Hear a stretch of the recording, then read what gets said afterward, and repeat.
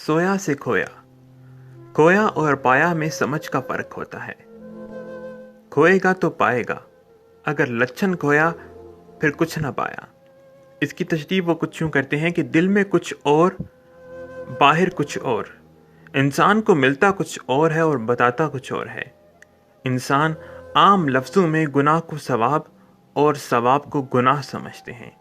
असल हकीकत कुरान में कुछ और, आयत का मतलब कुछ और। समझ और समझाने में ही फ़र्क होता है।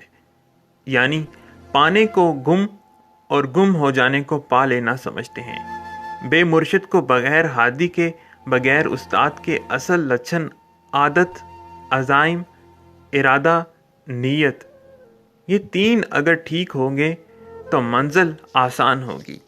सोया से खोया। शाकिर निमाना लिखते हैं और क्या खूब लिखते हैं।